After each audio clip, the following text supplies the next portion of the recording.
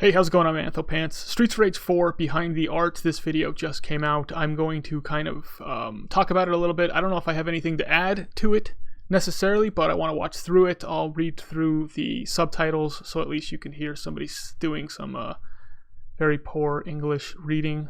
My very poor English reading skills. I'll read through it. And we'll see what we think about it. Okay, here we go. After Wonder Boy: The Dragon's Trap, we did in association with Dotemu. We wanted to bring back some games that we really liked. And for me, Streets of Rage, which was a Sega license, and which I particularly liked, came to mind right away. Artistically speaking, in Streets of Rage, this is the first game that they're showing. There are a lot of things which are ingrained. Like the urban feel, the neon, the bricks on the ground. These have really stayed strong in our memories. And I think it always, an underlying inspiration. I think it has always been an underlying inspiration. As soon as you think of characters fighting in the streets, very quickly we had the idea of showing the story and the characters. At a later time, the story takes place 10 years after Streets of Rage 3, because the fans who have been waiting for the sequel for a long time have gotten older, have grown up, I missed that one, have gotten older, have grown up, and the whole thing with these young fiery kids in the streets wasn't working any longer with the way the fans are now. For a lot of people, the first level ties in with the Streets of Rage feeling you used to have, because I think that's the level where you spent the most time. The most time, and also that's where they tried things. They added a corner, which was very difficult to do at the time.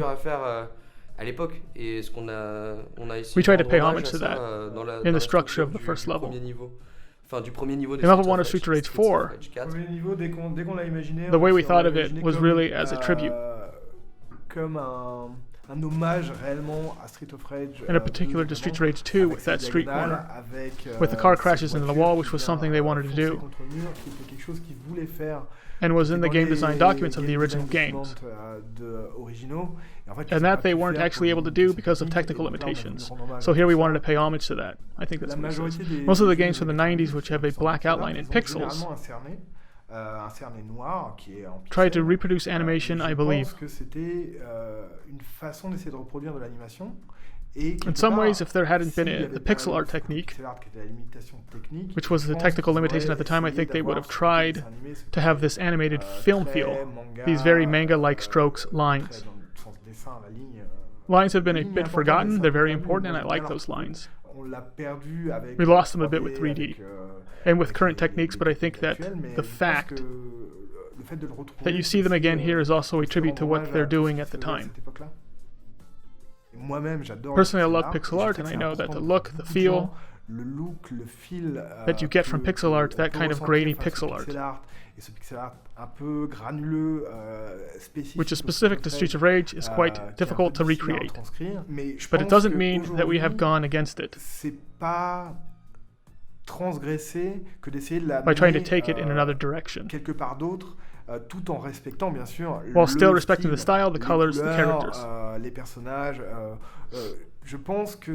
I believe that it has allowed us to add a whole range of things which were not necessarily possible with pixel art.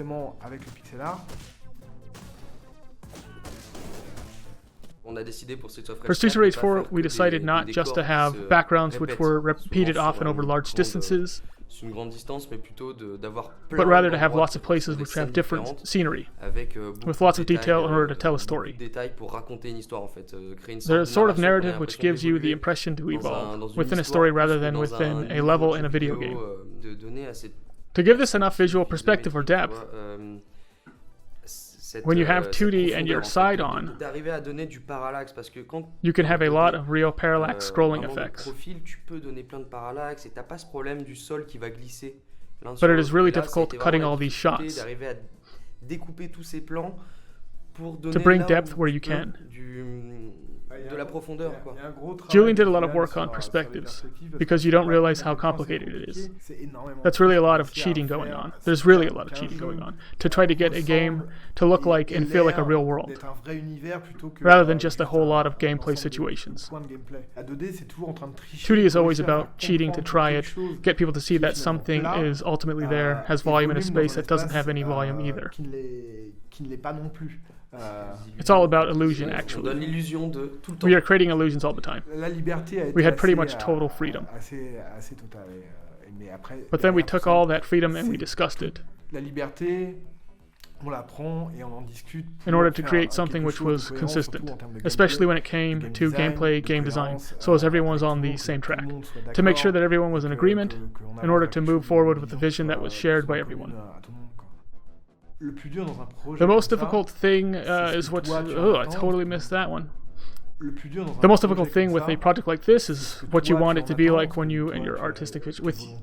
Be like, you and your artistic vision, okay. And what a project like this is worthy of.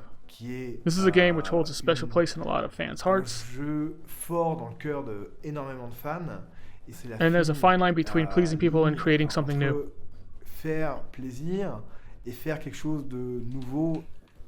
The thing that I'm very happy about is that the fans thank us a lot. And there's a huge number of fans who are delighted to have a new Streets of Rage. And a new game which seems to them to be very high quality. At least at this stage, so I hope we won't disappoint them.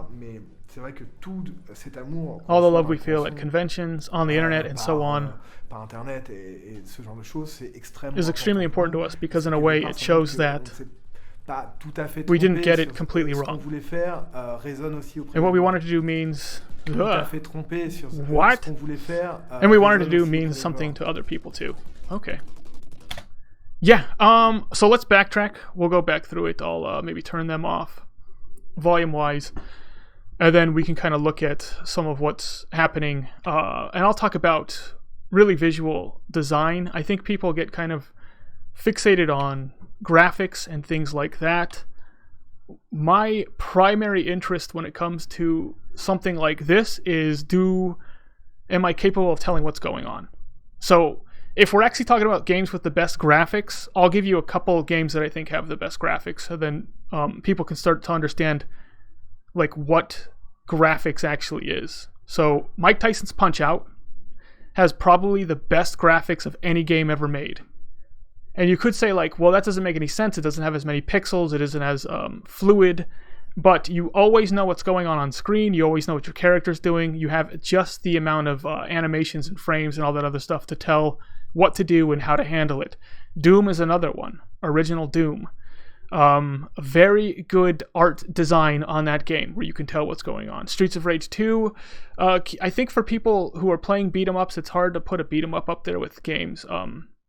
With other games, because where you are vertically can get very confusing in beat 'em ups, and you have to kind of be used to your particular beat 'em up to know where you are in perspective of where your enemy is. But Streets of Rage 2 did do a good job of allowing you to know what is exactly going on in the game. So when I'm looking at Streets of Rage 4, I don't care about pixels. I don't care about the way whether it's hand drawn. I don't care if it's in 3D. Can I tell what's going on screen? Is it fast? Is it fluid? And when we're seeing something like this, where you've got two characters on screen, you've got Adam and Axel, and I'm watching Adam, and I can tell where Adam is, I can tell where the signal is in proportion to Adam, so let's just keep our eyes on Adam here, for instance. You know where Adam is. You know where the enemy is. You know where the signal is. This doesn't look confusing. Like, you can tell Adam just loops around to the back. You can see that Adam's got the guy grabbed from the back, and you know that you can get a back attack off. This is what actually matters when you're playing the game. The fact that it's gorgeous on top of that, I believe that this is this looks very, very good, in my opinion. It's just a bonus to the fact that I can tell what's going on screen. So let's now take our eyes off Adam and we'll look at Axel. So once again, you can tell where the Donovan is, you can tell where Axel is, you know what's going on. You know where these guys are. That's really what's important. That's the primary thing. Is it so cluttered that I can't tell what the heck is going on screen, and I don't know what my guy's doing, where the enemies are, where my guy is? I'm losing track of my guy, like you do in Ninja Turtles games. Sorry, Ninja Turtles, but it's just as true. When you're playing a Ninja Turtles game, you're always losing track of which turtle you are, unless you're very advanced in the game, obviously. But it's just something that commonly happens. So these characters, they look different enough from each other. They look different enough from the enemies. You're not going to lose track of where your character is.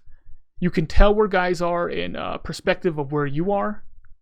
You know what moves you're doing. You can tell what moves you're going to be able to do. You know when you've grabbed a guy. You know when you don't have the grab on the guy. You can tell when an enemy's about to attack. You can tell when your guy's about to attack. Just by looking at it. If you have really, I think, a basic knowledge of beat-em-ups and of playing these games, maybe if somebody's extremely fresh and new to it, it's always going to be a little bit difficult. But if you've even played these games just a tiny bit, it's very easy to tell what's going on here. That's pretty much all I have to say about it. I think if you've got, eyeballs, you can look at this, the art direction, and you can make a decision for yourself. You like the way this looks, you don't like the way this looks. But I don't really have anything to say about the art direction, about whether it should be pixel or it should be hand-drawn. It's not really my field. So, I'm basically a Streets of Rage 2 player. I speedrun Streets of Rage 2. I have world records in Streets of Rage 2 on speedruns. I have no deaths in Streets of Rage 2 on Mania. That's where I'm coming from. I need to know what's going on screen. I need to be able to react to what's going on screen. And just by watching this, I can tell that is going to be very simple for me to tell what is going on screen, for me to react to what's going on screen, and for me to execute my moves properly the way that I want to. This is going to be a very, very easy game for me to play from the perspective of, do I know what's going on? And that's huge when it comes to a beat 'em up. It's just absolutely huge. I think they're doing a fantastic job when it comes to that perspective of it. I do like the way it looks. If you don't like the way it looks, I think that's fine. But I think that's just, that's all personal preference, and I think people can get into that. We can talk about it if you want to, but it's just not something I care to dive into. It's not my field of expertise. Okay, I am Anthopants. I'll try and keep everyone up to date on all the Streets of Rage 4 news as best as I can. There's supposed to be a 2020 release date. Hopefully they just release it when the game's done and when they feel like it's ready to be released. I'd rather see that than them release it early, obviously. Got one more character reveal. We'll see what happens after this character reveal. What's going to happen next after that. Okay. Adios later on.